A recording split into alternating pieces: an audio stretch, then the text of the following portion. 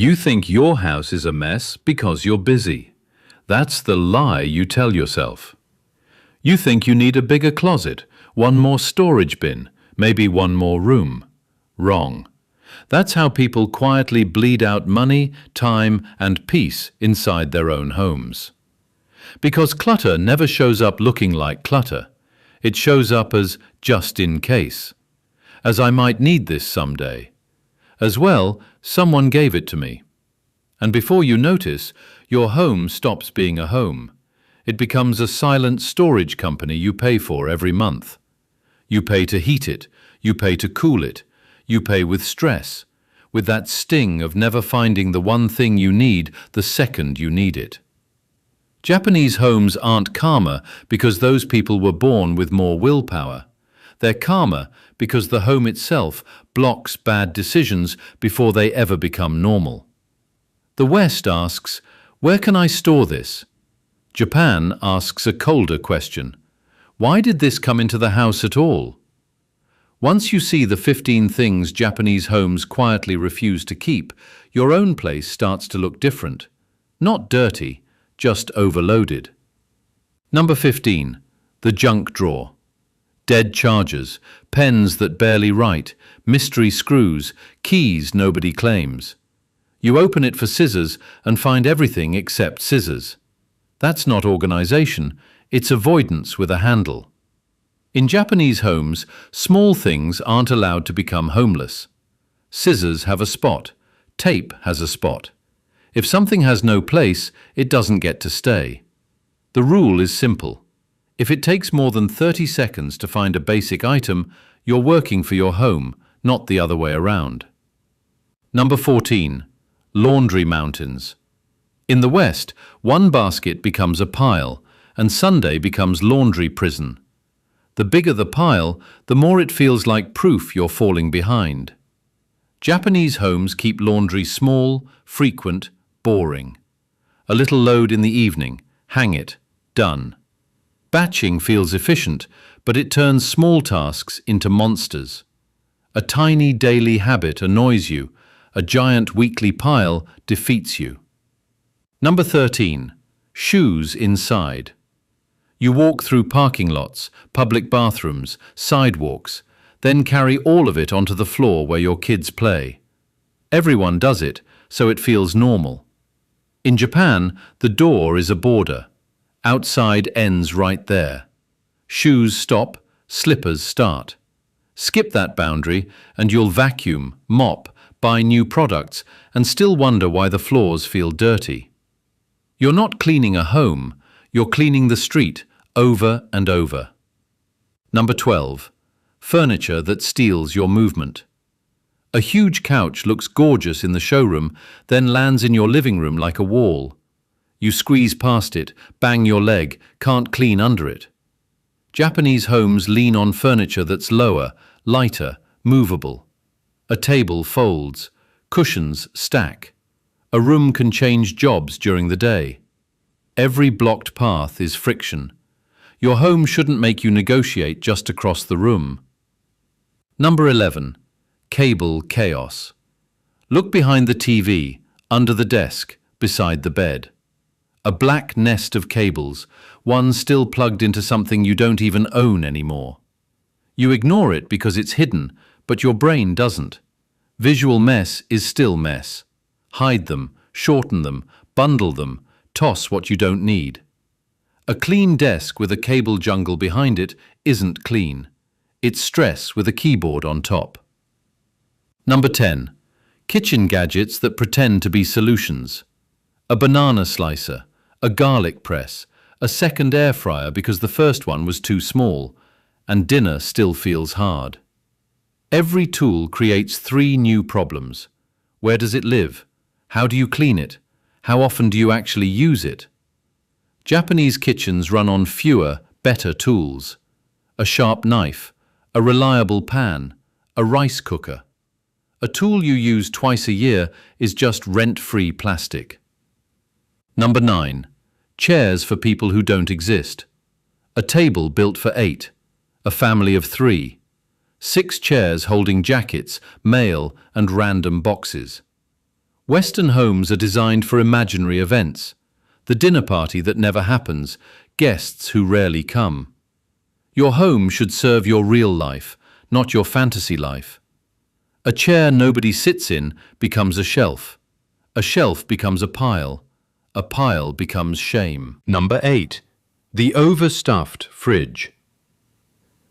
A full fridge feels safe, like you've got your life together. Open it honestly. Old leftovers, half-used sauces, vegetables going soft, food you bought because Monday was going to be your fresh start. Japanese homes skip the giant fridge mindset. Smaller fridge, more frequent shopping, food for the next day or two. When you throw rotten food out, you're throwing away the version of yourself you thought you were becoming. A smaller system forces honesty. Number 7. Guest rooms that serve nobody. Someone visits twice a year. The other 360 days, that room becomes storage. Old blankets, suitcases, exercise gear you might use someday. A museum of postponed decisions. Japanese homes rarely waste a full room on rare events. A futon comes out, the guest sleeps, the futon goes away. Be honest, your guest room isn't for guests anymore. It's for guilt you don't want to look at. Number 6.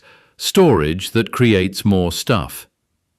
Basements, garages, storage units, and somehow still not enough room. Storage removes pressure. When there's space to hide something, you never have to decide, so you keep it, then buy containers, then label them, and call it organized. You're not organized, you've just gotten better at hiding the problem.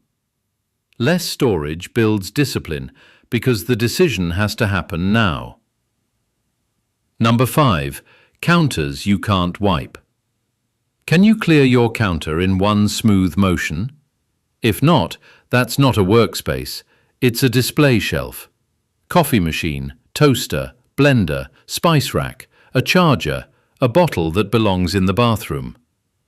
Japanese kitchens keep counters empty when they're not in use. An empty surface means an empty mind. A clear counter says, you can start.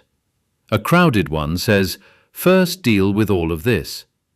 People order out because the room is already fighting them. Number 4. Bathrooms that become weekly battles.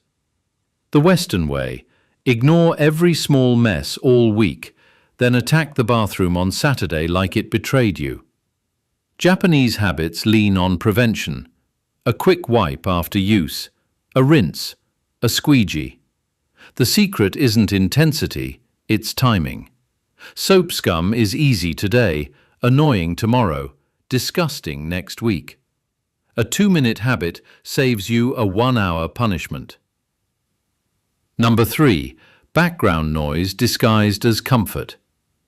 You walk in, the TV goes on. You're not watching, you're cooking, scrolling, texting. But the noise stays because silence feels weird. That's sound clutter. The West uses noise as emotional anesthesia. It keeps you company, but it steals your attention and turns rest into half rest. If your home is never quiet, your brain never fully lands. A calm home isn't just clean surfaces, it's clean attention. Number 2. Emotional clutter. This is the hardest because it doesn't look like clutter. It looks like love. Your kid's old project. A gift you secretly hate. A souvenir from a trip that wasn't even that good. You keep it because throwing it out feels cruel, but keeping it hurts too. Japanese homes choose symbols instead of archives. One meaningful item, not 50. One photograph, not 10 boxes. The memory was never inside the object. People confuse keeping with respecting. You can keep the lesson without keeping the pile. Number 1. The belief that bigger will fix broken habits. This is the root. One day, when I have a bigger house, I'll finally be organized. No, you'll just own more stuff. More space doesn't create discipline. It delays the consequences. A small home forces decisions. A big home lets you postpone them forever. Freedom isn't having room for everything. Freedom is needing fewer things to feel okay. You don't have to throw away your whole house or live like a monk. Just start with one thing. One drawer, one counter, one chair, one cable nest. One object you only keep because guilt is louder than honesty. Because your home is training you every day. A chaotic home trains delay. A crowded home trains distraction. A calm home trains clarity. You stop asking, where can I put this? You start asking, why am I letting this take up space in my life? That's the real Japanese system. Not minimalism for the aesthetic. A home where every object has to earn its place. So pick one thing today. Not tomorrow, today. Remove one source of friction. Because your home should not be another job. It should be the one place where your brain finally gets to exhale. And if this changed the way you see your own space, subscribe for more smart systems that make life feel lighter without needing more motivation.